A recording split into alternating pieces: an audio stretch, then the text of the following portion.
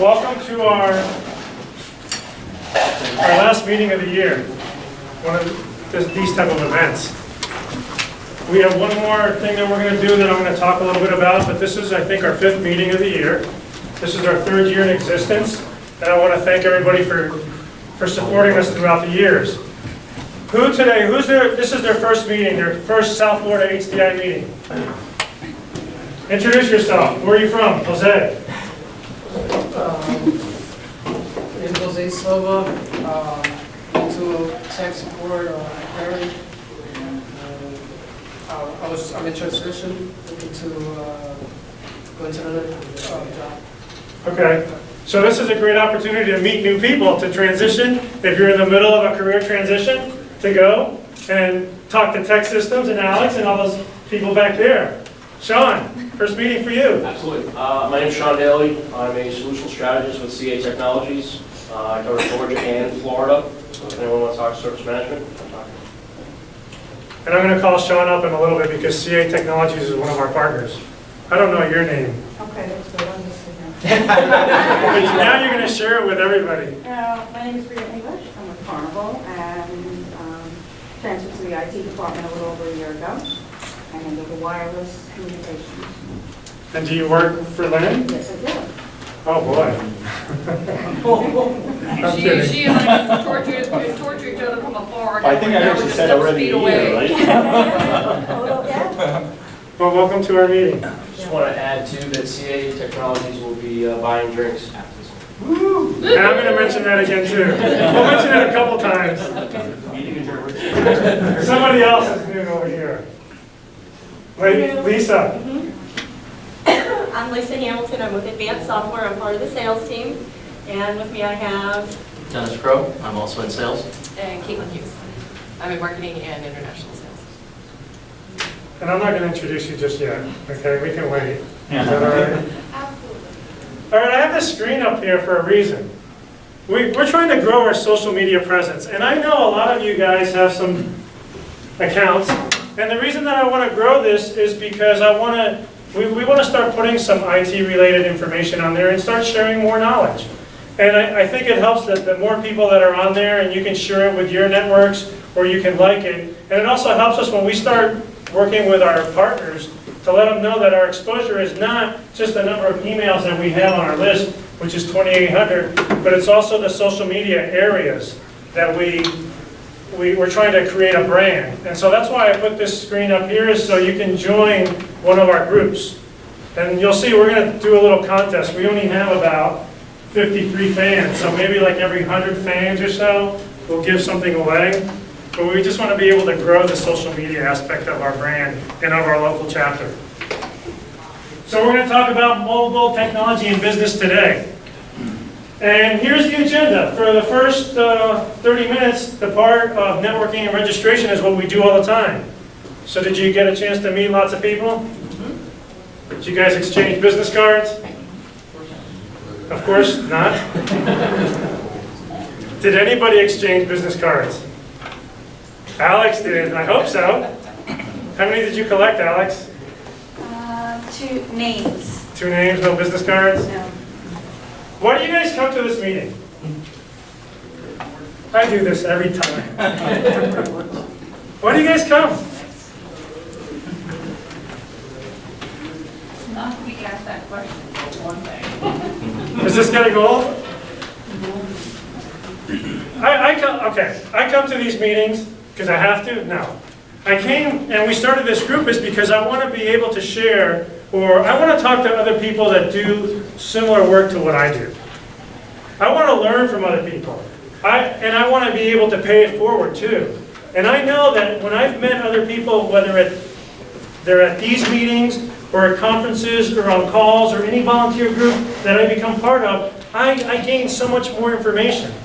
So there are many things that I've been able to bring back to the University of Miami that I haven't had to reinvent. I've been able to get templates and documents and knowledge where I can sit there and pick up a phone and talk to someone and ask them, hey, how did you deliver this service? Or how did you do this project? And that happens because I come to these meetings and I'm involved and I get business cards and I make the connections. And so I don't want to sound like a broken record because, I mean, if you're coming in here to get out of the office, well, then I can't help you. But if you're coming in here to learn, well, that's one of the reasons that we bring presenters from all over the country to do this. But also for me, I think it's the personal connection, and it's not the social media connection where I create a LinkedIn connection or a Facebook friend. It's these one-on-one conversations that we have here, during the networking part, and during the happy hour that CA Technologies is sponsoring. Okay? That's why we do it. So keep that in mind. So did anybody collect business cards? Yes, You did? I did. How many? I don't know. Probably 3 or 4. Did anybody collect more than 3 or 4? Well, Lisa, you won a $10 Starbucks gift card. Yay, me! I do this in every meeting, and I want you guys to know and meet more people.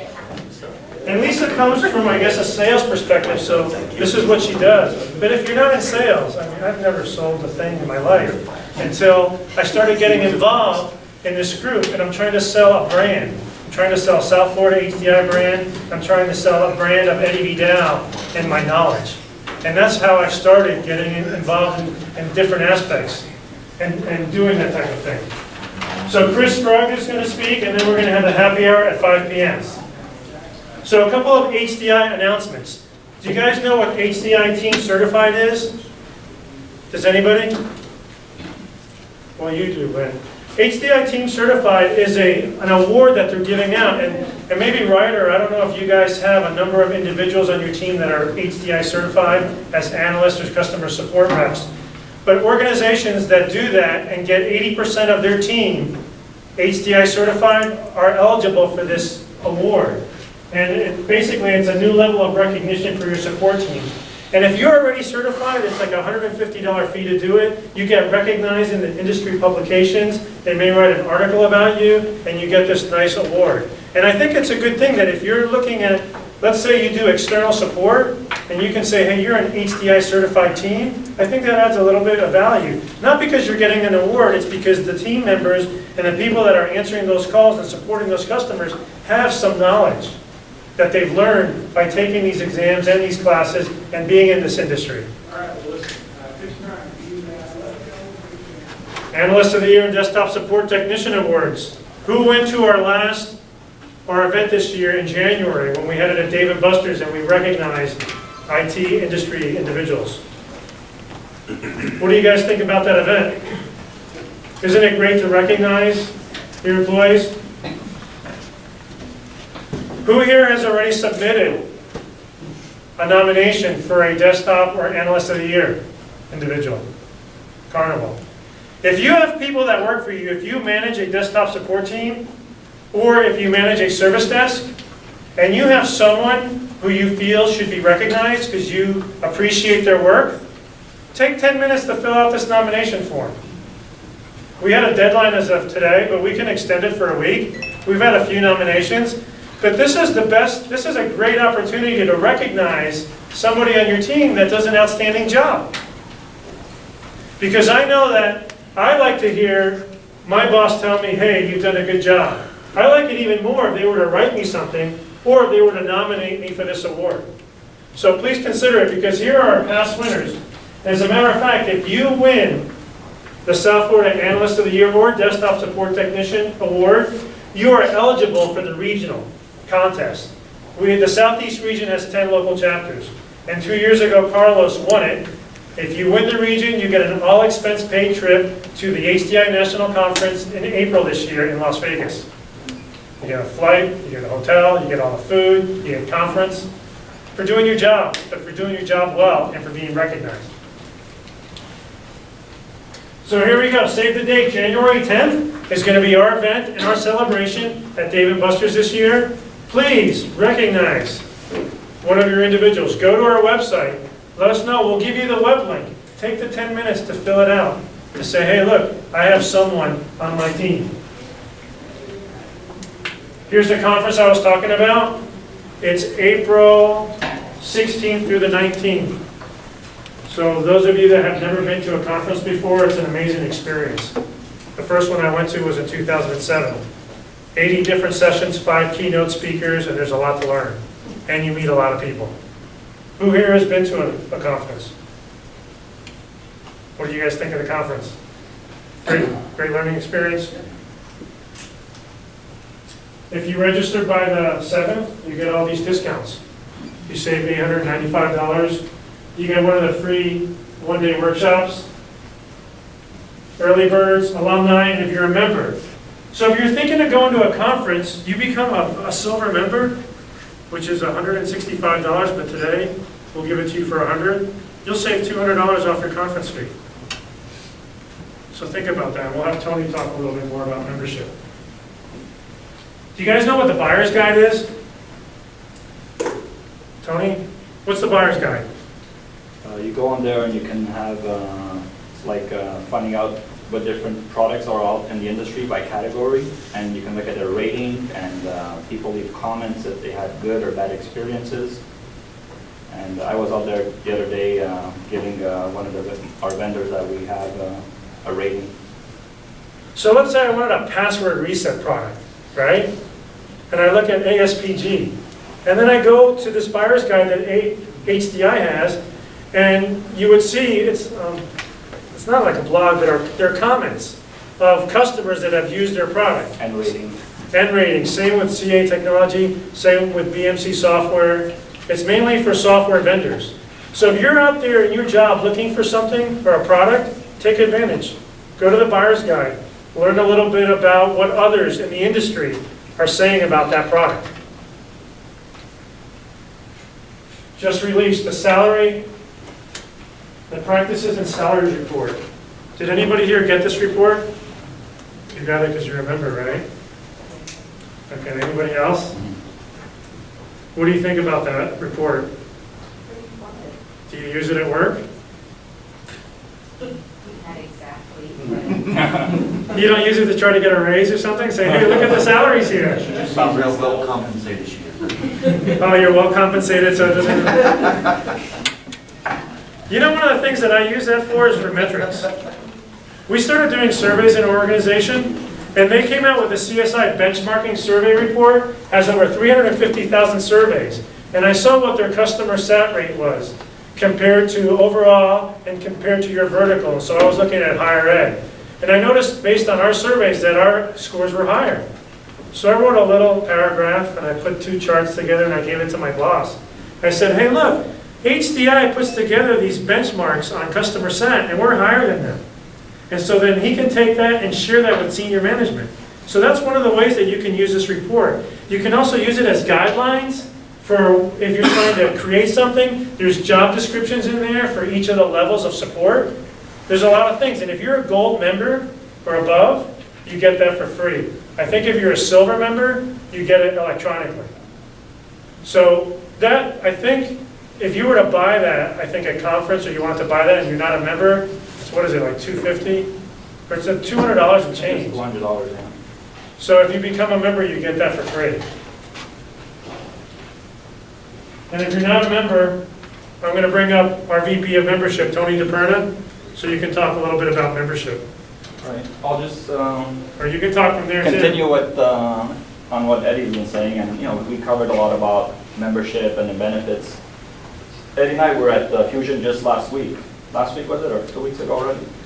And there was close to 2,000 people and 80 speakers and a lot of vendors. And I had the opportunity to track chair for the people factor. So I had 8 speakers for my track during the whole conference. And one of the things that I was an eye-opener for me listening to some of my speakers was that we see a lot of stuff in the economy, people unemployed and all that.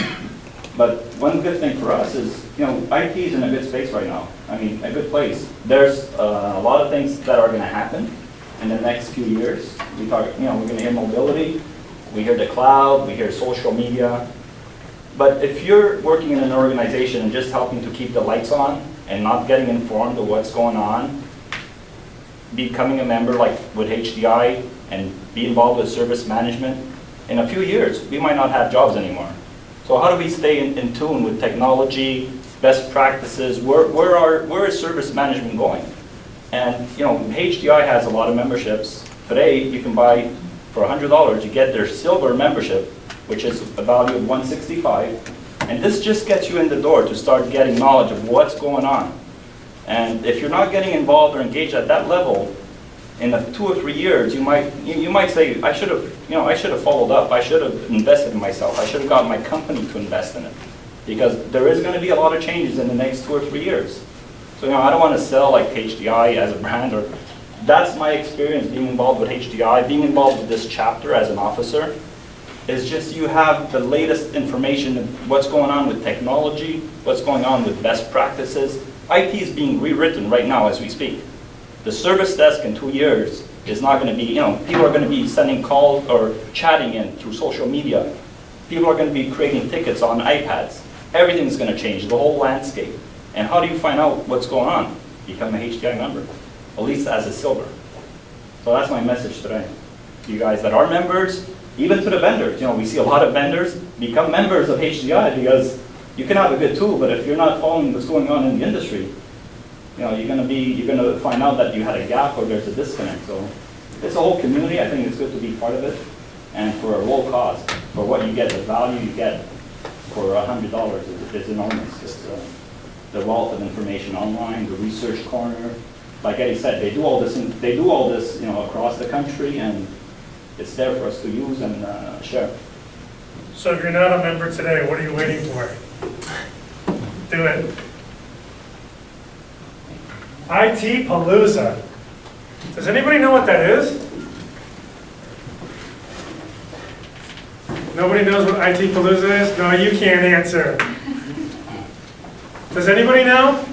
What about the date then? Well, go ahead, Melissa. What is IT Palooza? It's an event where all IT vendors get together and everybody in IT, they get to, it's basically networking for an entire day. I think it's coming up December, I don't know the date, that date. It's coming up, and it's, I think it's Nova, Southeastern. Nova, yeah. 12, 12, 12. Okay, there you go. You should remember that, huh? IT Palooza. There's the postcard. And there's going to be 50 user groups at this event. It's at Nova Southeastern University, December 12th, starting at either 2 or 3 p.m. I'm not sure, because the tickets say 2. Tickets at 3. We start at 3. 50 vendors are going to be, or not vendors, 50 user groups are going to be there. Each of us are going to have a table. HDI is going to be there. And what happens is, because it's at the university, there's classrooms, and we're going to be able to have a 1-hour session to present on what HDI is. They expect over 1,000 attendees. So far, 300 people have registered. They expect 50 CIOs. From 3 to 6 is where you do the networking and the business. And then from 6 to 9 is where you have a little fun. They're going to have a band. They're going to try to have a keynote speaker from South Florida, a big keynote speaker. And this is an opportunity to meet a bunch of other individuals in your field. And it just doesn't, not in service management, but it's in anything. And I think right now, is it still $12 a ticket? I think it's going to close 12 or 15, I think, this week, and then it's going to go to 20. It's going to increase, and then at the door you can pay cash, which is maybe $30, $40 or leave a gift. Or you can do it, leave a gift, like a Christmas gift, and raising some stuff for Toys for Tots, I think. Yeah. So this is all a non-profit event. And we're going to have a few tickets at the end to raffle off for anybody that wants to attend. So there's the infographic that they do, 1,000 attendees, 50 user groups, 50 CIOs, students, anyone from database, software developers, IT security. So it's not just HDI. There's going to be a bunch of user groups there. We're successful because of our partners. They help support us. I mean, they help pay for some of these things here. The first person I want to bring up and thank is CA Technologies. Not only are they going to help us with the adult beverages after the event, but they've helped us from the beginning. We work with John Pope right now. We're working with Chris. So come on up and say a little bit about CA Technologies. Sure. No, I didn't talk to you in advance, so I'm putting you on the spot. That's okay. It's Sean, but yeah, that's okay. But no. Sean Daly, I'm sorry. I don't know why I called you Chris. I apologize. That's okay. No, CA Technology is one of the leaders in software solution sales. We've been around for 40 years, and we cover all software spaces from cloud to service management to security storage, and so on. Very strong presence here and in Florida as well as the world. We're a global organization. And certainly, in service management, everything is changing so rapidly. You keep hearing the cloud, you keep hearing on-premise. What's the difference? How's it going to impact our business? So certainly, CA is here to help organizations, people like yourself, going forward. And if you guys have any questions on who we are and where we're going, please stop by and say hello. Thank you, Sean. Appreciate it. The next one is Tech Systems. I'm going to call up Alex and Charlie so you guys can talk about Tech Systems. But they've been one of our, CA and Tech Systems were our first partners. They believed in us from the beginning, and we've had a great relationship with them for the last 3 years. So I'll let you guys take it away. We actually have a new logo I'm going to give you. Please. We just rebranded. So, is there anyone here that's not familiar with Tech Systems? Has never heard of us before? Perfect. This is easy, I'm done. No, we actually just recently rebranded our logo and a little bit of our, I guess, our promise to our clients. But the reason is, over the last 30 years, we've become really, really good at being the #1 IT staffing provider across the United States of America. So that was really good for us. Well, over the last 15 years, we've invested in buying up a lot of these successful IT service companies so we can expand another footprint in the U.S., which is our global solutions offering, so our outsourcing offering for all of our clients. So we kind of pushed, we haven't pushed away the pure staff augmentation. That's still our largest footprint in the U.S., but now about $350 million of our $4 billion company is pushed into that global solutions offering. So a lot of people don't know that about us, so make sure that you guys, after this, want to talk to us about it and what it entails, and we'll be more than happy to speak to you on it. And then Alex is going to go over our local footprint here in South Florida. Yeah, just so you know, I'll go into local too, but nationally we have over 100 offices. We're also global as well. But local to South Florida, for any of you that are managers or maybe one day open opportunities are looking, we do have offices in Miami, Fort Lauderdale, and West Palm. So nationally, we have about 20,000 consultants working for us right now. Local to South Florida, about 350. Over 150 of those are network and infrastructure consultants. And then just to touch on the services specific to this group, we can help out and assist with deployment efforts, upgrades, refreshes, training as well. We can customize on-site webinars, really whatever your organization would benefit from, as well as asset inventory and No, you covered it all. okay, there's a word, I'm sorry. Resell of your assets. So let us know if you have any questions. We can go over any of our services or clients with you, and we'll be in the back. And if anyone is looking to hire, or you're passively looking, or you're an active job seeker, obviously today would be a great opportunity to exchange business cards or contact information so we can help you, or help any of your friends out that are within the IT community. And we also have a sister company, Aerotech, both again in Fort Lauderdale and Miami, which is the non-technical side. So if you have friends that are not IT, we can also assist you there. So any questions, we'll be in the back. Thank you. Thank you. Thank you very much. Tech Systems is providing the snacks today, and they've been one of our biggest supporters from day one, and we really appreciate the partnership. We also have BMC Software, which will be our keynote speaker today, and you can share a little bit about BMC when you start if you want. Okay? And then we also have Landesk and PureShare. And I have a new logo up here, ASPG. They're from Naples. They're our regional sponsor. They don't sponsor the South Florida local chapter, but HDI has different regions. And in the Southeast region, which runs from about Tennessee, South Carolina, all the way to Florida, we have 10 local chapters. And I met ASPG last year at the national conference, and we've been in some discussions, and they decided to come on board and support us at the region. And so they drove over here from Naples, and I want to go ahead and introduce them and let them talk a little bit about themselves. So, Lisa, Dennis, and Caitlin. So as Eddie said, we're Advanced Software Products Group. We're headquartered out of Naples, Florida, and we've been around since 1986. We're an international company. We have representation in over 28 different countries, and we have been attending HDI National for many, many years, and are starting to get more involved locally. And Eddie has been gracious enough to help us find our way in doing that.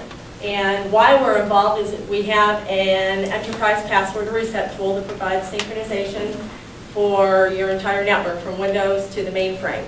So our purpose for being here really is exposure, let you know that we're here. And if anybody's interested in a password reset tool, come talk to us after. We're happy to address any questions or interested in that. Thank you. And it's all about networking, because we met at Las Vegas, right? Orlando. Orlando, yes. At the conference. Yes. In tech systems, I used to work for a company called Interval International 10 years ago. And I hired someone from tech systems. And Millie is the person who recommended me or I worked with. And then when I started this chapter, it's like, it comes back full circle. You deal with the people and you treat them like you want to be treated. And it's all about helping each other out. And I guess I helped her out, and they helped me at that time. And the partnership has continued 10 years later. So, and now we're starting a new one with ASPG. And hopefully it'll go for many more years, too. This happens with a couple of people, a number of people. This is just not, I mean, if you look at a newscast or a radio show or what have you, you have your people in front of the camera, in front of the mic, but there's a lot of people behind the scenes that really help. Otherwise, this chapter doesn't move or it doesn't go anywhere. So I want to say a special thanks to Lynn Johnson, our VP of Programs. Raise your hand. She's the one that puts this event together, helps us, gets the location, talks to Tech Systems about bringing the snacks and the food, talks to Chris about coming here and what are you going to present, and sort of coordinates the whole thing. If anybody likes to plan meetings and parties and things like that, come see me, because we can use your help too. Not that Lynn's doing a bad job, but Lynn's been doing this for 3.5 to 4 years, and we want some new blood. So if you like to plan stuff and you want a team to help you, please come see me after the event or talk to me during happy hour. Yelena Franco, she's our VP of sponsorship back there. She helps us with our partnership. She talks to the vendors. She makes sure that we're meeting our deliverables. She wants to make sure that you have good presence at these meetings, and we give you exposure. One of the things that we do for our vendors is we give them a list of companies that are attending. In HDI, we do not share names, we do not share mailing lists. We're not allowed to do that. But we'll share the companies that are coming. And then let's say you're a partner of us and you want to meet someone from XYZ company, and they're here at the meeting, what are we going to do? We're going to introduce you. How much better is that? I mean, that for a vendor or a partner, it's all about exposure. And Yelena helps coordinate all that. Tony DePerna, VP of Membership. You spoke earlier, talked about membership. Tony's been very instrumental in this chapter. He's my right-hand guy. Eddie Fuente, he writes the checks. He's got the money. Albert Noah, strategic advisor back there, smiling. Albert is one of my mentors. I used to work for Albert many years ago. And he's been a wealth of knowledge and helped build this chapter. And all those emails that you receive, that's from Tony Alvarez, our VP of Communications. He does a heck of a job putting those email marketing campaigns together. So I know I'm taking a little bit long, but here's the question of the day. I want you to think about this. What value and or benefit have you gained by participating in HDI? Especially HDI South Florida. I want you to think about that question, and I want you to think about that answer. And this is what I challenge you to do after. One of two things. If you're shy, the surveys that we need to pass out, which I haven't passed out, on the back of that, write down what value, what benefit HDI does for you. The other thing that we want to do, if you like to be in front of a camera, we have a video camera back there. And we want to do some testimonies. And we want to put them on our website. And we want to share with other chapters and other members around the country why you find South Florida HDI beneficial to you, or what value you find in it. And it's something that you can talk for 10, 20 seconds. And if you don't want to do it at all, that's great. But we want to be able to show and promote why we think you're involved with HDI. We'd like to hear from you. Once again, we want volunteers. We want to make this happen.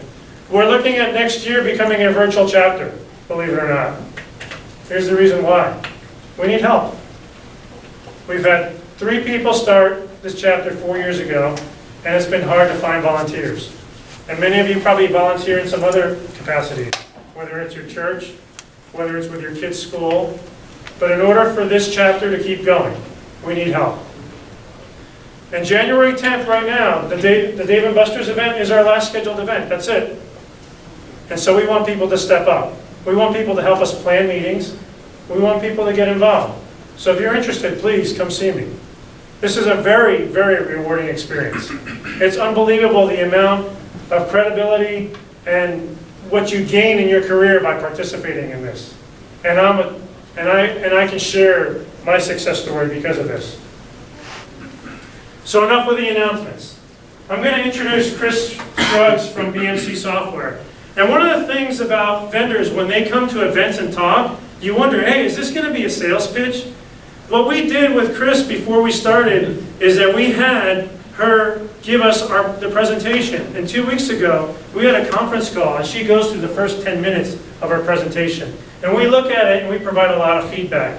And one of the things that we really liked about this presentation is that she's going to talk about what BMC does internally.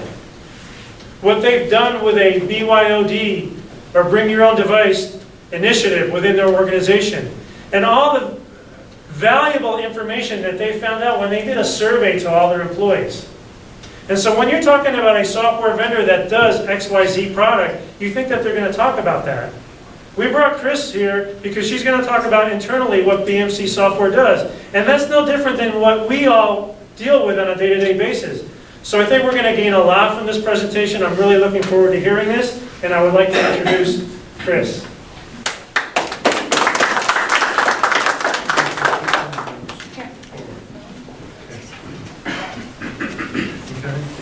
Well, welcome. Thank you all so much for coming. I appreciate it. And if you haven't had a chance already, some of my colleagues have been sitting in the back, so they're the team. So definitely get a chance to talk to them as well. So one of the things that I wanted to say is, he's right, this is not a product pitch at all. But I was asked to actually come here and talk to you all about the consumerization of IT. And we've done a slight bit of a change on that and kind of added a little bit to it. So I'll definitely be covering, and of course, see, I need my glasses because I can't see that. So you'll forgive me if I peek behind me every now and then. Considerations for managing Bring Your Own Technology. And no, it's not a typo. It is a T on purpose. There's a lot of things that you'll see with regards to mobile device management and BYOD, only we're actually seeing a shift that it's not only about tablets and smartphones, but as much about PCs, and particularly Mac is starting to appear a lot. We'll also talk about the effects of BYOD and software license management. It's something that's sort of kind of starting to rear its head, and you really need to be prepared with some of the things that we're seeing, and particularly starting to hear rumblings from large software vendors such as Microsoft or Adobe. We'll talk then about the survey that you mentioned that BMC completed within our own customer base, and then some of the results from that, and then BMC's approach to managing mobile devices within our own organization and the approach that we're taking. So with that, before you get started, and I know that a lot of companies have started doing this, I'll be interested to see and hear from you if during the process of deploying either a BYOD program or even just the management of mobile devices, how much of this you thought about, how much of this you took into account before you started. There's about 10 things that we suggest you consider. And I actually sort of kind of compiled this list from a few different sources over the last year and have thought that it's been very useful. So of course the users, they're number one, they're key. For most of you, they're probably your customer within your organization. So certainly understanding your user, who are they? Is it the execs that are driving the adoption of mobile technologies? Is it new hires coming in who are expecting to bring whatever device they've got used to using, frankly, that is driving this adoption, this technology? Applications, what are they using it for? Communications, are they just looking to get their email, their calendar, their tasks list on this, or do they want to have access to web meetings or video chats and things like that? IT support, this is really where you come in. As well, from an IT support perspective, is anybody here deploying a BYOD program within their own organization? Is everyone here supporting only company-owned devices? Company-owned? No, we Y'all are have a deploying. BYOD? Yeah. Do you have a mix where you Yes. allow, so you'll supply them a BlackBerry, for instance, if they want, or they can bring their own iPhone? Yes, that's correct. Okay. Yes, sir. Since we do higher education, all our students bring their own devices, so we don't have a program in place, but basically we do. Do you all consider that to be a recruiting tool? That you allow for them to do that? I never thought of it that way. It's actually becoming more and more common to see as a recruiting tool for people coming out of universities. Organizations say, we will provide you, we will help you, we will let you choose what devices you want to use, whether it's your laptop, your tablet, and your smartphone. You pick. Because they're so used to picking anyway. They know what they like, they know how to use it. And I actually found on LinkedIn not that long ago, I was quite surprised, somebody who posted, I turned down a job because they didn't support the Bring Your Own Device program. Kind of gutsy in this economy, I admit. However, it's out there, it's true. There's really a different mindset, certainly than from when I entered the workplace. My expectation is I'd walk in the door and they would hand me the technology I needed to be productive. It didn't ever dawn on me to bring my own. Data security. What's happening with all that information that's residing on those devices? Network access. Is your Wi-Fi ready for this? A softball question for you. Are you ready for all of the technology that people want to access with your Wi-Fi network from the different mobile devices? So you're used to the laptops, and now so many more people have tablets.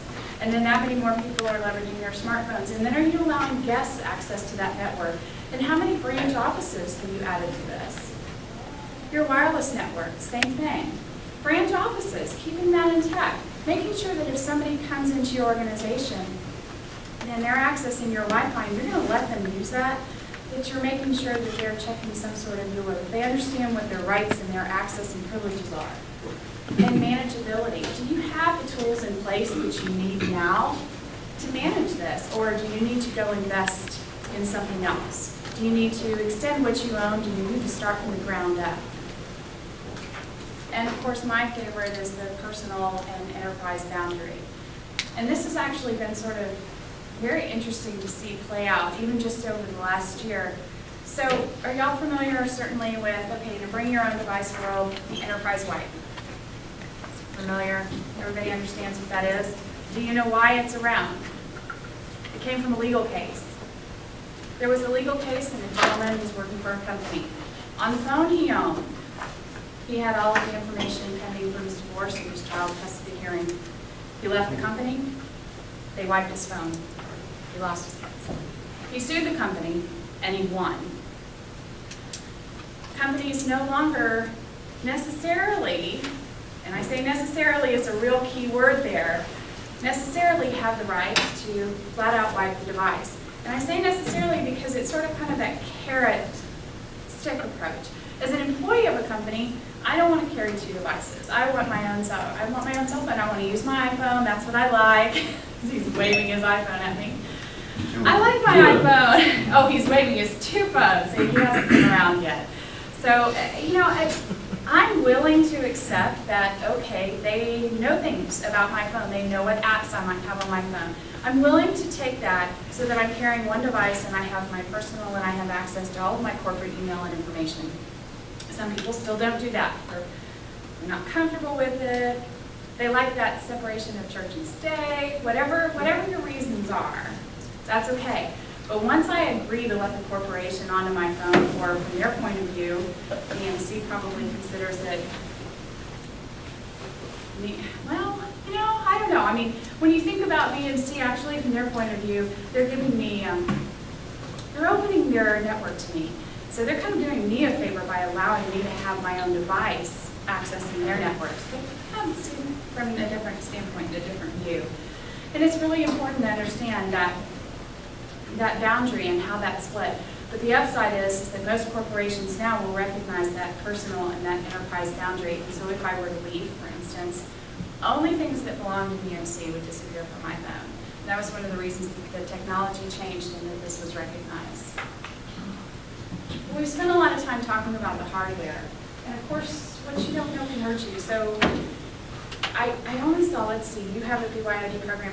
I will just venture to guess that every single company in here has a BYOD program, even if you don't think you do.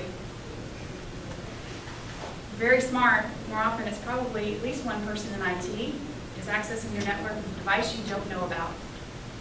If you don't think you have a BYOD program, there's non-IT people who are accessing your network with devices you don't know about. So how do you make sure you know about that? And then how do you think about what's coming next? Not only those devices that are accessing your network, but what's on those devices. And I don't necessarily mean the content, but think about the architecture that's behind it. Think about how they're accessing this. Is it VDI? Is it web-based? Who are the software vendors? Whoops, sorry, I'm ahead of myself. Who are the software vendors that have apps operating on these devices? Are actually more common names than you might think. When you think about the device types, so you've got your PCs and you've got your smartphones and you have your tablets, you have all these different device types. How is your licensing agreements being affected by that? And I always use Microsoft and Outlook Exchange as the best example. Okay, there's two companies that are going to find ways to make money on this, without a doubt. And here's a list of more. And this list actually comes from a recent Gartner conversation that I had. Microsoft, Oracle, Adobe, SAP, VMware, Citrix are not going to turn a blind eye to the fact that you have people leveraging a tablet as a productivity device in your organization. They're going to figure out a way to make money on it. They're going to go back and they're going to look at the license agreements that you have in place, and they're going to figure out that we license by device. And somebody's using their phone and they're accessing the Exchange server. That's another device. That's another license. So there was recommended checklist, which I thought was very valuable. And I'll attribute this to Frances O'Brien at Gartner and thank her for letting me borrow this. She suggests making sure that when you're talking about mobile technologies and you're thinking about your software licenses and how you're going to do this, and from a service desk perspective, when you get the request of, I want X, how you answer that question could be really important because it may impact the software licenses. It may seem like a seemingly easy request. Sure, no problem, we can give you this Adobe product. But it may not be that simple, particularly if there's any fee attached to it. The user, the device, the territory, is it geo-bound, bound by any kind of geography or any territories? Access, in use, who's using it, authorization. Can a personal license be used for business purposes and vice versa? Has anyone in the room, besides me, ever bought software on your own and then used it for work? Oh, good. Not the only one. Has anyone ever found out from your employer that you can't often do that? Okay. Well, I learned the hard way, and a couple of companies ago, I got tired of the 3-day turnaround to have somebody just fix something in a PDF. I'm in marketing. I work with PDF documents all the time, data sheets and so forth. 3 days to fix a typo on a PDF seems pretty excessive. It's very simple. I'll just go out, I'll buy Adobe. Ask the company. Your role doesn't need it. We've got people who have it. So I bought it on my own, installed it on my work laptop, without reading the license agreement completely. It's really long, it's really tiny print. Well, it turns out when I bought that as a personal use product, and as soon as I deployed it to my work laptop and used it for work, it actually became a license the company was responsible for. However, they had no proof of payment, and they didn't have the license key for it. So had there been an audit by Adobe at the time, they would have been out of compliance, even though I had paid for the license. But you can't do that. Well, that's one of the things that they're going to be looking for. When people download an app to a mobile device, we all know it's coming out. 99 cents for software, I want it in 60 seconds. You got that. Doesn't matter if it's 99 cents or $1.75. If it's a fee-for-fee app, there's a license attached to it. How many of you all have downloaded an app to your phone? I should see every hand go up. How many of you all have actually read every word of essentially the user license agreement when you buy it, or do you just hit the button? Oh, yes. Every word of every one. It's the same thing. If you do that with a device that you're using within your corporation, seemingly innocuous, right? It's personal to me. But as soon as I use it for anything business related, or the fact that I'm using an app on a business related device, the company could and may be held liable for that application, even though it costs $1.99, and even though I had to install it with my own Apple ID. How many devices does the license cover? Again, we talked about that, Microsoft. So there's the 2-pack. You can have it for one computer at work and one computer at home. We're starting to get smarter. So we basically did by device. Again, like I said, they're now going to start trying to count tablets and smartphones as devices on your network so that they can increase their own revenue. They're trying to make money. It's what they do. This is inevitable. It's coming. Does the license metric allow for concurrent usage? Can I actually use it on my laptop and my tablet at the same time? What about optimizing license metrics for a bring your own device program? Educating your employees on that click wrap license that I just mentioned. How many people actually do that? How many of your employees have downloaded apps to their phones that are somehow connected to your corporate network? And how many of them do you think, besides Craig, actually read all of the information in there? Should have brought an award for that one. How are licenses going to be managed? So if you're allowing people to download apps and you're not monitoring for that, who's responsible for that? How do you manage that? Is there an easier way? Apple won't let you force an app to a device. It's up to the user. It's a consumer device. Even though we use it for business all the time, it's a consumer device. So how are you going to manage that? So one of the things at BMC that we've done, okay, now I get like 2 seconds that we have this. If you didn't already know, BMC in June launched BMC Mobile Device Management. And that's actually, I mentioned it because it's what prompted this survey. So we're a company that believes in our own dog food, as Tony said before. We're our best owned use case. We're our best owned people to run it through the ringer. We've got over 6,000 employees globally. We had, and I'll say had because we've now switched, we had a solution in place that I can tell you is really easy to get around. So I'm one of those, I came in from the Numara acquisition, bad corporate citizen, because I knew that they had a mobile device management agent to put on my device. But I have some friends who are really tech savvy and gave me that little code. So I have access to everything that I need on my iPad, on my cell phone, my smartphone, I should call it my iPhone. To access my email, I'm getting everything I need, and BMC has no clue that I'm accessing their network with this. It didn't need to, we found a way around it. Well, I realized how many people were quickly finding a way around it. So when we launched this program, we're like, okay, we're gonna do this. But we said, hold the phone. So a handful of us, there were literally only 6 of us in the company that knew why we were doing this, put together a survey. We surveyed, sent it out to the entire customer base, and we had, employee base, we had nearly 2,700 people respond. That's a pretty significant number of responses to pretty much any survey, but much less nearly half of your company telling you their preferences for mobile technologies, what they like, how they're using it, and mobile technologies in this case including laptops. So one of the things, so what devices what do they have? First, we asked several questions. These are some of the questions. So one of the things we asked is what do they have?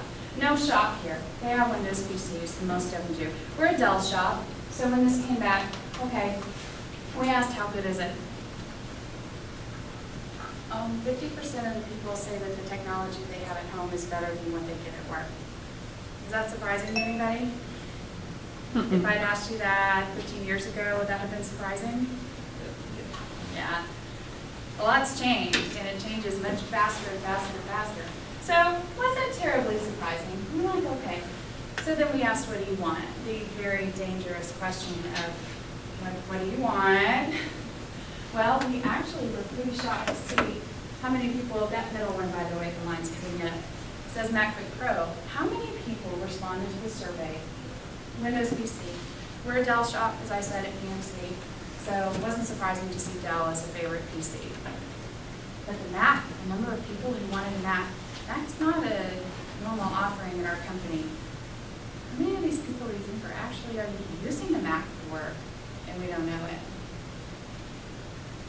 But the best part was nearly half, 40% of the respondents would prefer or want a Mac device over a PC. That was pretty surprising.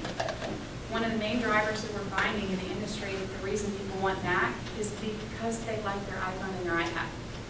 And they want everything Apple. It's easy, it's nice, it's easy to use, it looks great. So then we asked, well, how many of you already own a tablet device? Well, that's easy. Yes, I own a tablet for myself. I either use it for work or I don't.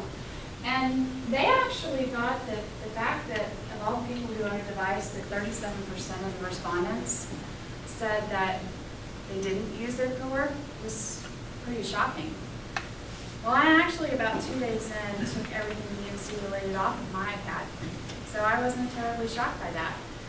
Maybe that's part of it because of what my role is with the company.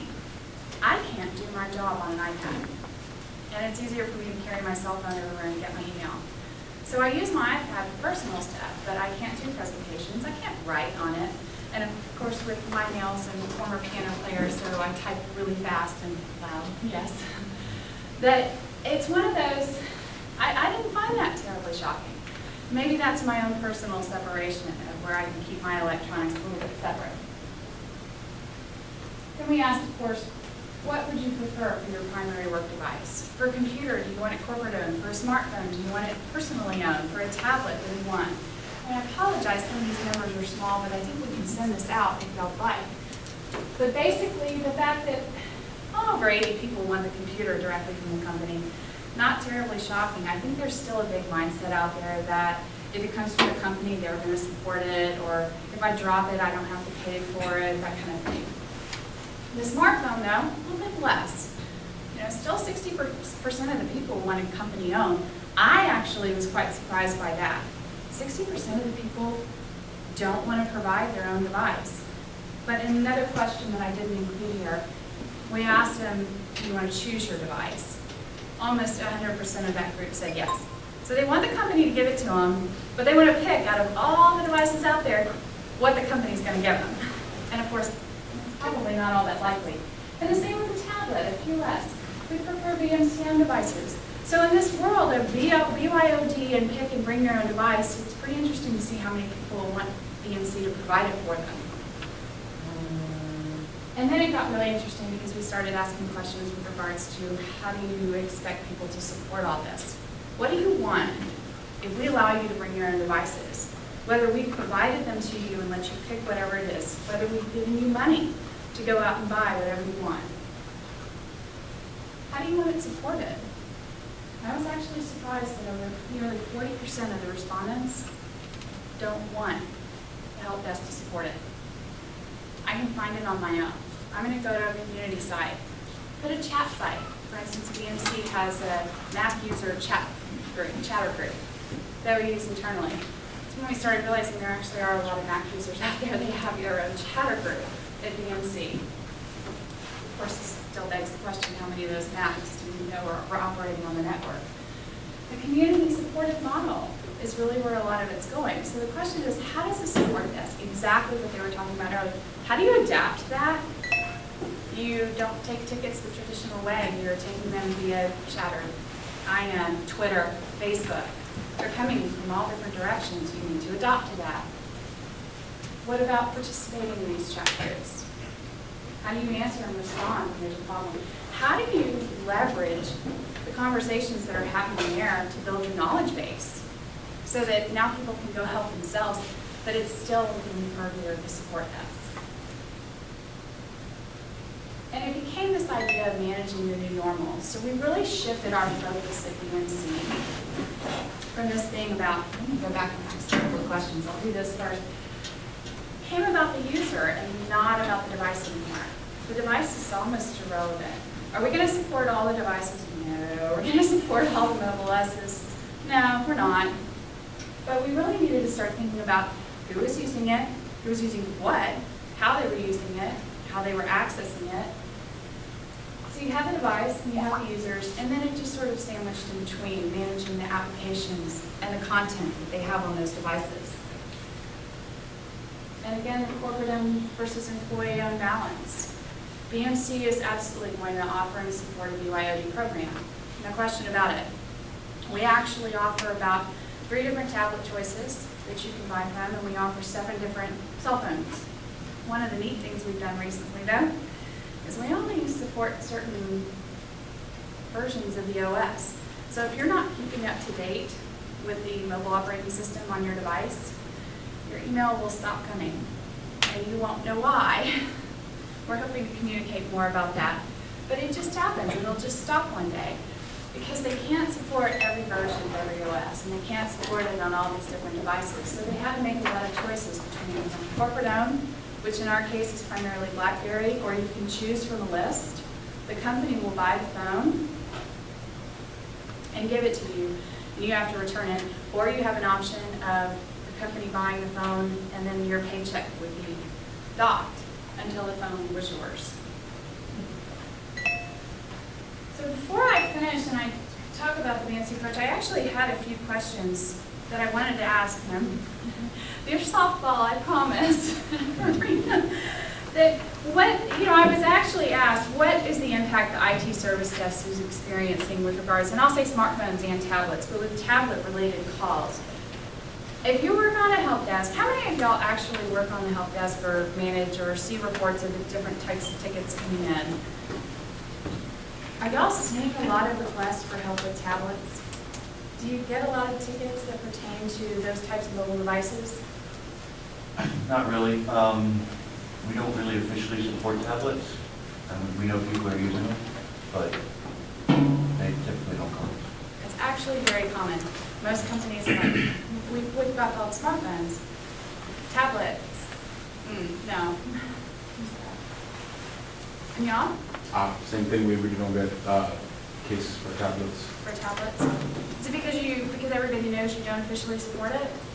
You think? I would say that. Does anybody ever come and ask you all, how do I get my email on my tablet?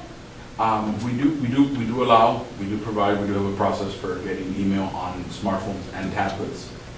Where they can self-provision, or do y'all have to help them? Do they have to go to the help desk? They have to come to the help desk, but apart from that, we really don't support tablets.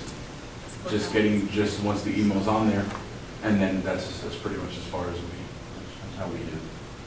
We'll Yeah. set you up and get your email going, and then we pretty much never hear from them again. But that can't be all that bad. No, I'm not complaining. Don't get me wrong. Do you want to start supporting tablets? I think we Maybe, need maybe to, not. But I think that the tablets is just a different world, right? There's not that much to it.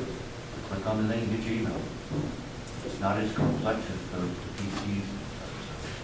It's been interesting. Do any of y'all use tablets working on a support desk? I mean, basically, in essence, to make yourself mobile?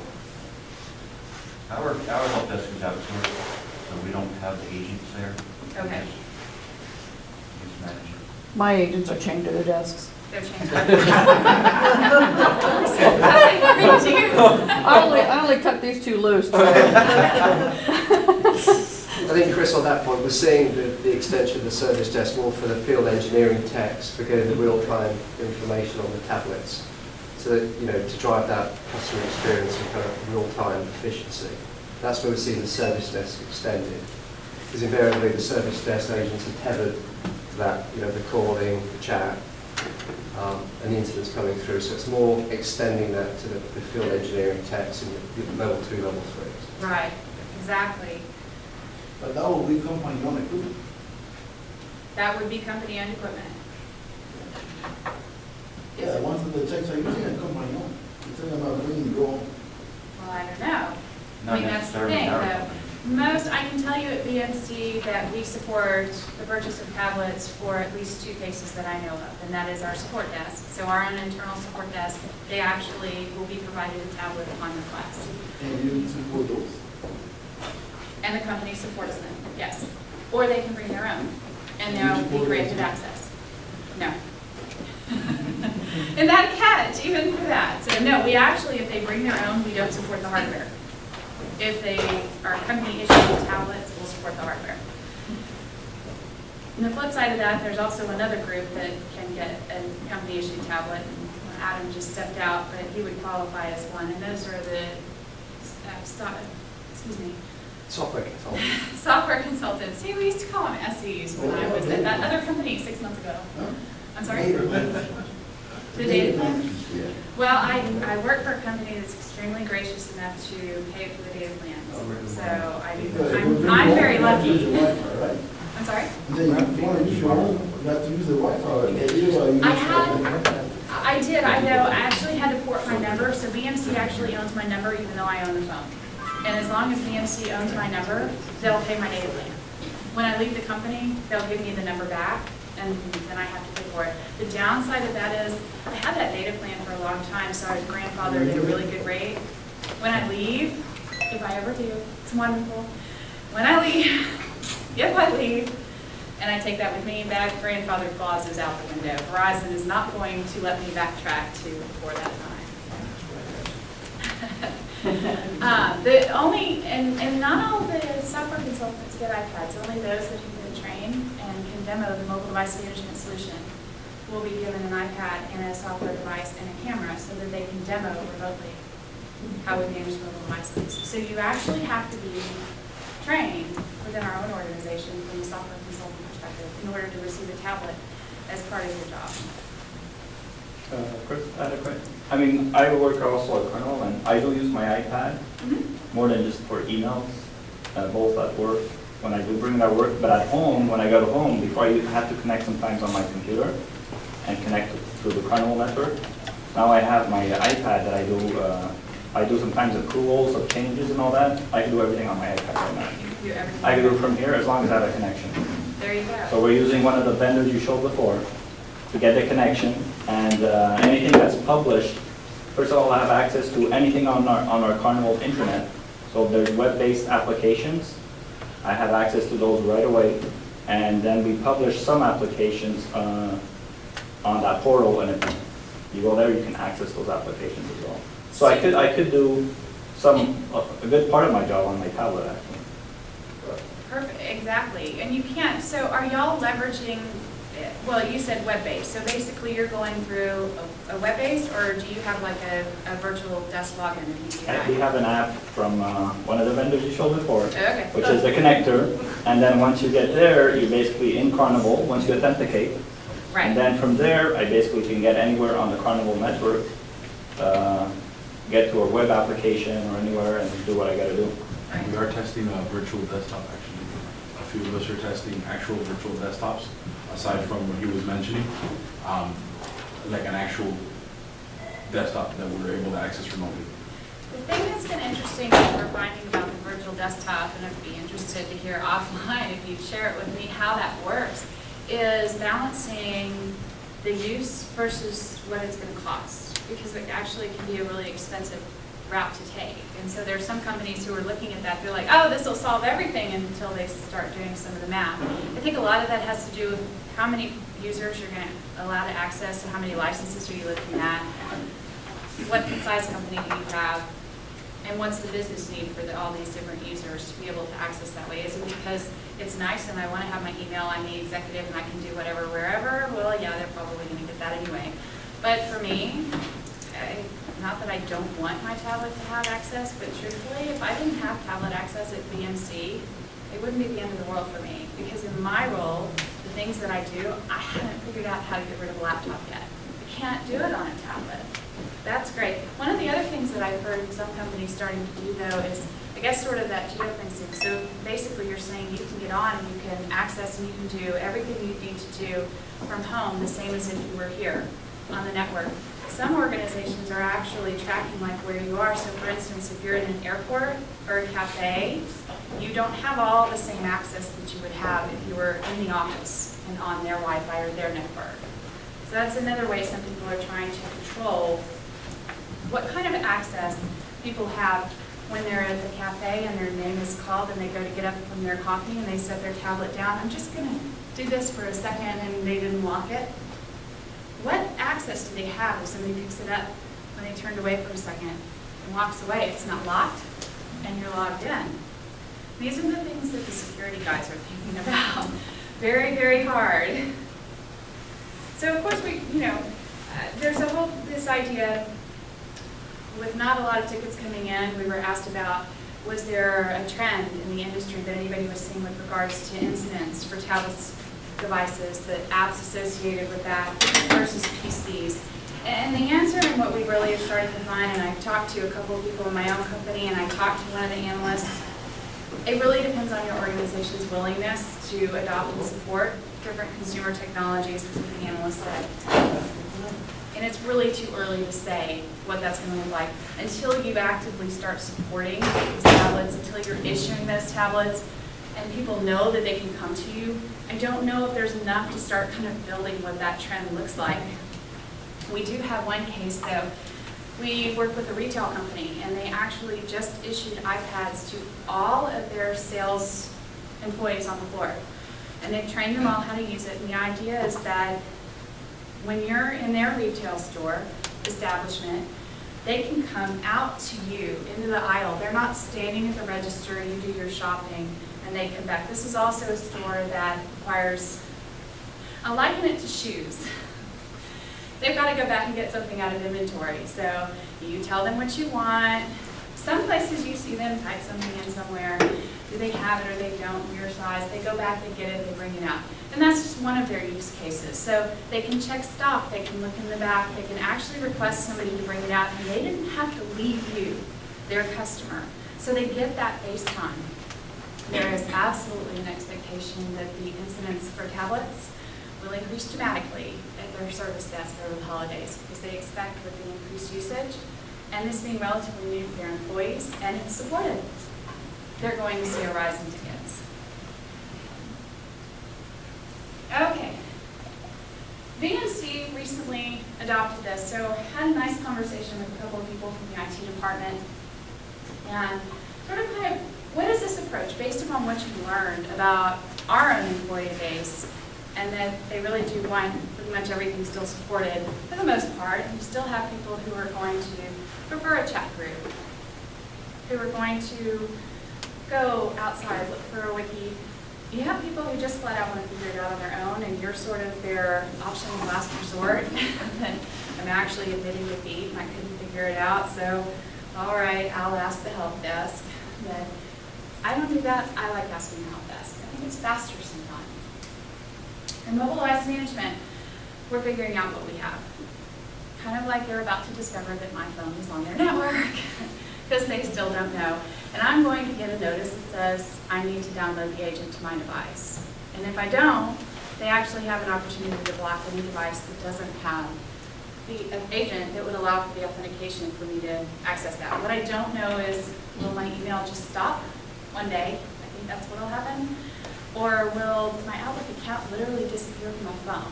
And I think because the way I have it set up, Joe might know, it's just going to stop. So if I don't pay attention to the communications that are coming from the company, which is really important, to know what you're going to do, know what you're going to support, and communicate that, particularly from the help desk, we will, we won't. Let them know, we will, we won't. That's what we're working on right now. After that, we're going to talk about email management, which is sort of kind of, it's twofold. One is about identifying all the devices that are on the network, figuring out how to get everybody provisioned and authenticated, which of course, if you have this, you talked about the provisioning before, self-provisioning is absolutely, I would recommend, the way to go. Most NDM vendors support some sort of self-provisioning option. There's still a couple out there that I understand require IT handholding a bit more intensive. We'll go on and work on the email management and then the applications management. And this is where it'll start to get more tricky, because now it's just like your PC. Who needs this app? Who do I recommend in the world of Apple? Who do you recommend certain apps to? So now you're kind of thinking about this, you blur the lines, it's device to device. It doesn't matter if it's a smartphone. You're trying to manage the apps and the applications people are using to be productive in the workplace. It begins to not matter anymore. And then, of course, mobile content management. It's a really, really sensitive document, particularly a publicly traded company. Really confidential information that they don't want running around on iPad that might get left in a cab somewhere, which, by the way, it happens more than you think. So they'll actually be able to control the type of content, who has access to it, and how long they have access to it. And if they walk out of the building, for instance, they don't have access to it anymore. And all of this, of course, would be integrated with our service desk. And so, of course, we're our own guinea pigs, so we're running through all of this as a company. And we're doing a lot to make sure that we're listening to the employees and what they want. So, okay. With that, as I said before, the solution may support several different OSs. We're only supporting BlackBerry because it's company issued, and certain versions of the iOS and the Android, and very definitely certain versions of the Android operating systems.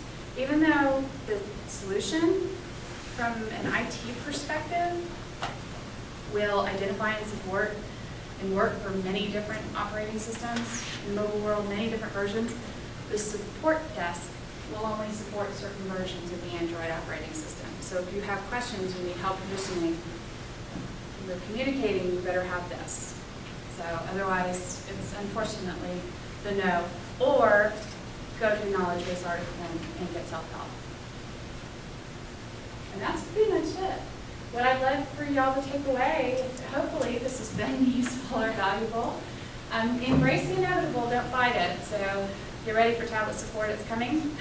It's going to happen. They will be productivity devices, just like it is for you.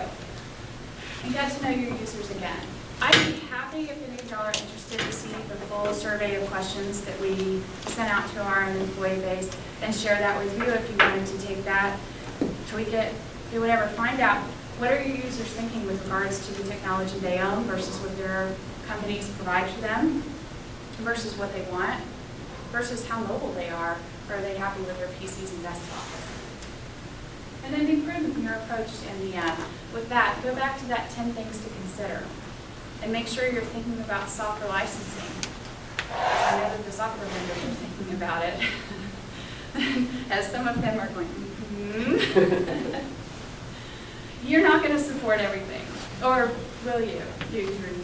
I don't think I'd see this if I said you are. You're not going to support everything. It's not practical. If somebody manages to pull it off, hats off. And then what are you willing to support and make sure to communicate that? And that's it. I can tell you there's my email address. We can provide that, or I certainly have business cards for anybody who'd like it. If you're interested in finding out, interested in finding out any more about BMC's mobile device management, you can go to bmc.com/mobility. The other links here, more information about the survey that we did and a conversation with one of the directors from our CTO office, Jason Fry, can be found in the BYOD Mobile Workforce. And the other, just a couple of articles that I thought were very interesting with regards to the adoption of mobile device technology. And that's it. So thank you all very much. Chris, that was great. Thank you very much. Did you say that you would share the survey stuff or no? What I can share is the survey questions. You can? Yes. Okay. I can share the questions that we asked. I unfortunately can't share all of just the raw data as a whole. If you don't mind sending that to me, what we'll do is we'll post it on our website. We're going to post this presentation on the website too. And what we normally do is we send an email out meeting recap. And then on that recap, you'll have links to this presentation. And if you send me that, we'll have that document also. So before we wrap it up, I forgot to pass out the surveys. Can somebody help me with these surveys? Oh, thank you. Smaller this time. Okay. And Tony, I'll help you. One of the things that the survey has, and I'm sure Chris will appreciate this because she'll get the results, is as speakers, we want to know what you think of the content and how we present it. So on this survey, we asked you to rank how Chris did. I think she did a wonderful job. And the thing is, I'll share these results with her because I'm sure as speakers we want to improve to get feedback from everybody. Also, if you want to be eligible for our raffle prizes, you need to fill out these survey forms.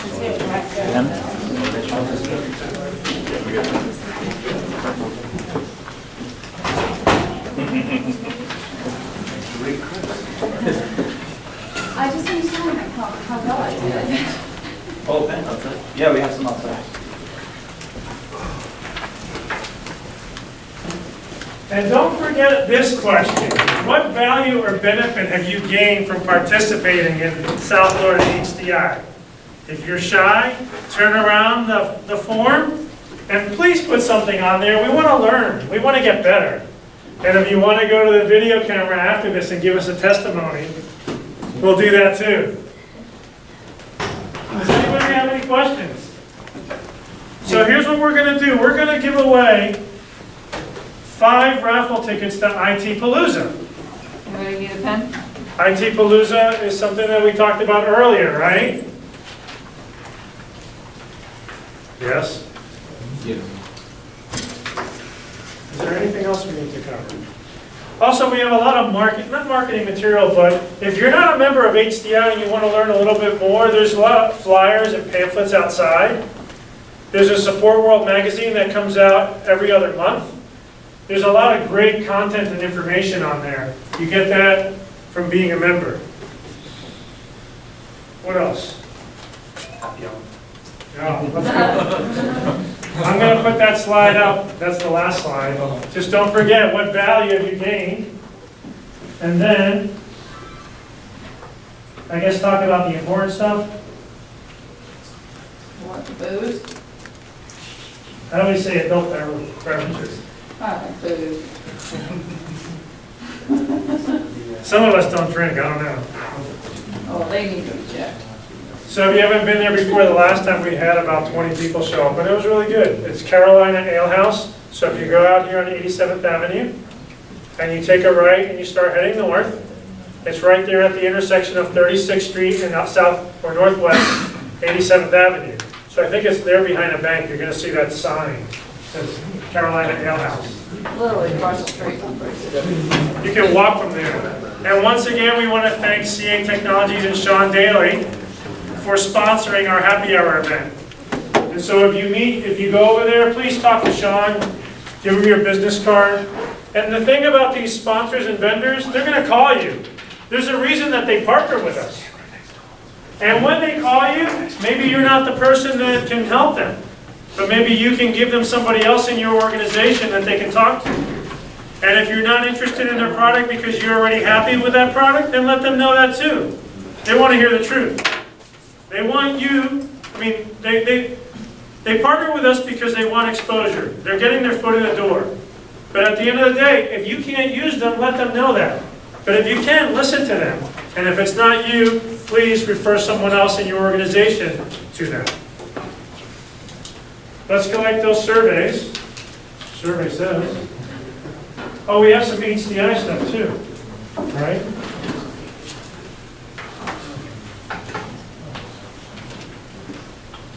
So we have 2 portfolios for those of you. This is your manual tablet.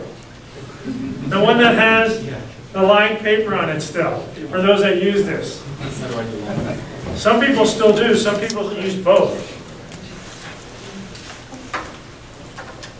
It's interesting when you talk about, do we have a BYOT or BYOD policy? We don't. But at a university level, what do students do? They've been bringing their laptops for years. And we have back to school, and back to school is what happens is at the beginning of every year, when all the freshmen move in, the IT department leaves their desk job and goes to the dorms, and they have 2 big conference rooms, and we set up there for all the freshmen that move in. And what we do is we put their laptop on our network and any mobile devices. The only thing that, at least for the laptops, they must install our antivirus software, and they must register their MAC address on our network. And even for the mobile devices, you can come on as a guest. Anybody can go to the University of Miami on our wireless network and get on, but the bandwidth is much lower, it's slower. But if you want to be someone that wants to take full use of our network, then you have to register your MAC address. And that's basically the extent of the support. We do it for all students, and now mainly VIPs are the ones that are getting the tablets. It hasn't really penetrated to all our end users, but we're all going to go there. I mean, it's an effort. All right, did we collect all the surveys? Anybody have any questions? Okay, let's get Abraham to pick the first, and we're gonna, the first prize is gonna be this little HDI wallet thing. Fred Kaufman, right? Fred, you win at every event. Congratulations. That's what brings them back. Well, let Chris pick one. The next time, this was the HDI tablet.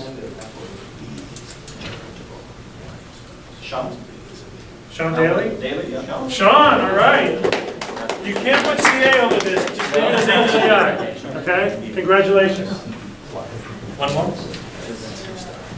Wait, let's give away an IT Palooza ticket. Where are those? Oh, you gave them to They're in the same place. It shows you how organized I am. I think you're ready, they're right there. They're right here. Okay, we have to write this one down. So this is gonna be ticket number 1. Lisa? IT Palooza, 12-12-12. It's up at Nova Southeastern University. You want to go ahead and just put it on the back of hers. This time, we're going to give away another HDI leather tablet, notebook, portfolio.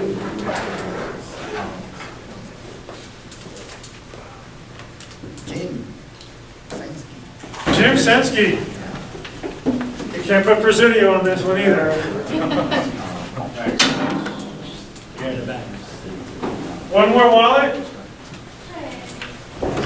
for business cards, all the ones that you collected at this meeting. Rita English. Rita.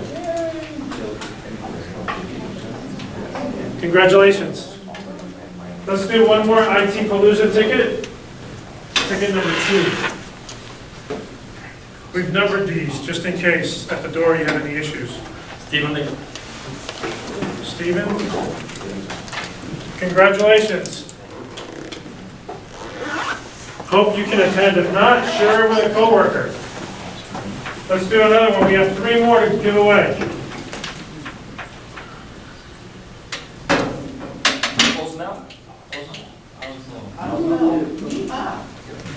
Congratulations.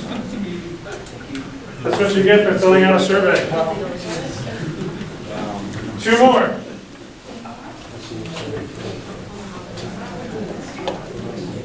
Dennis? Here we go. Number 4, congratulations. And this one's going to be number 5. Last one.